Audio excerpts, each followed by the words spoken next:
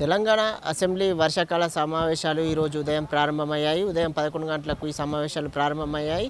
ఈ సమావేశంలో ప్రారంభమైన మొదట్లోనే ఏదైతే ఇటీవలే మరణించిన ఎమ్మెల్యేలు ఉన్నారో వారికి నివాళులర్పించారు. కంటోన్మెంట్ ఎమ్మెల్యే సాయనతో పాటు గిడ్డంగుల కార్పొరేషన్ చైర్మన్ సాయి చంద్ మృతికి కూడా సభ సంతాపం ప్రకటించింది.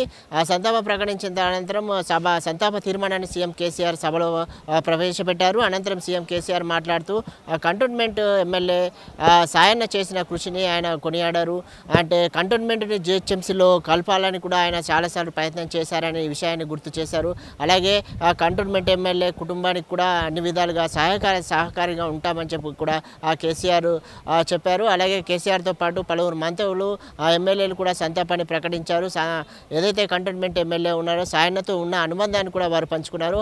అనంతరం సభ 2 నిమిషాలు మౌనం పాటించింది. అనంతరం సభను వాయిదా వేస్తున్నట్టు కూడా స్పీకర్ పోచారం శ్రీనివాసరెడ్డి ప్రకటించారు. రేపు అంటే శుక్రవారంకి ఆ సభను వాయిదా వేస్తున్నట్టు కూడా ప్రకటించారు.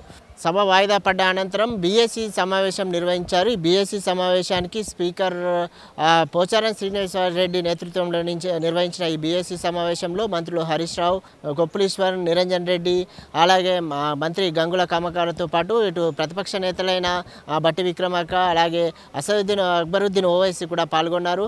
ఆ బీఏసీ సమావేశంలో ముఖ్యంగా ఈసారి సభ ఎన్ని రోజులు నిర్వహించాలనే అంశంపై చర్చించారు. అయితే కాంగ్రెస్ పార్టీ నుంచి బట్టి విక్రమార్క డిమాండ్ చేశారు. 20 రోజుల పాటు ఈ సమావేశాలు నిర్వహించాలని చెప్పారు. ఎందుకంటే ప్రజా సమస్యలపైన చాలా మాట్లాడే అంశాలు ఉన్నాయని చెప్పి మొన్న రీసెంట్గా వర్షాల కారణంగా ప్రజలు చాలా ఇబ్బందులు ఎదుర్కొన్నారు. దానిపైన కూడా సభలో చర్చించాలని చెప్పి వాళ్ళు డిమాండ్ చేశారు. అయితే మంత్రి హరీష్ రావు మాట్లాడుతూ సభ ఎన్ని రోజులు పెట్టామనేది నిర్వహించామనేది కాకుండా ఎన్ని గంటలు నిర్వహించామనేది ముఖ్యమని ఈ నేపథ్యంలోనే సభను 3 రోజుల పాటు నిర్వహించాలని డిసైడ్ చేశారు.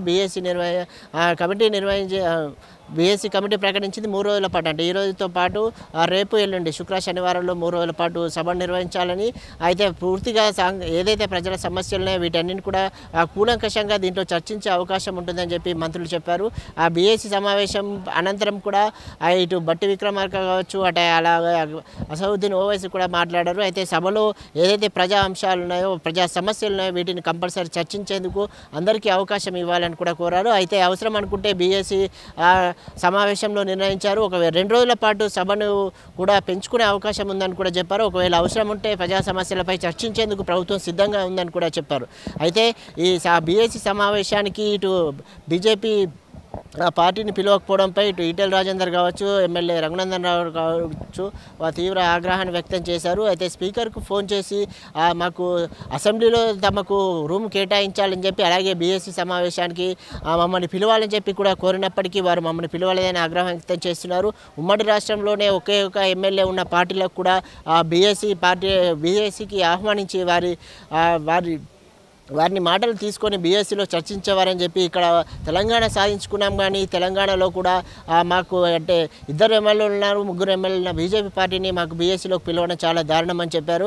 అయితే ప్రజల సమస్యలపై ఎందుకంటే చర్చించే అవకాశం లేకుండా ప్రభుత్వము ఇలా చేస్తుందని చెప్పి ఈటెల రాజేందర్ మీడియాతో మాట్లాడుతూ చెప్పారు. అలాగే ఆర్టీసీది ఏదైతే ఉందో ఆర్టీసీని గతంలో ఆర్టీసీలో చాలా 50,000 మంది ఎంప్లాయీస్ ఉండారని చెప్పి ఇప్పుడు ఎంప్లాయీస్ తగ్గిపోయారని చెప్పి క్రమంగా ప్రైవేట్ చేయాలన్న ఉద్దేశంతోనే ఆర్టీసీని ప్రభుత్వంలో ఆధీనంలో తీసుకుందని చెప్పి, ఎందుకంటే గతంలో ప్రైవేట్ బస్సులు చాలా తక్కువ ఉండేవని చెప్పి ఇప్పుడు ప్రైవేట్ బస్సుల సంఖ్యని రోజుకు పెంచేస్తున్నారు.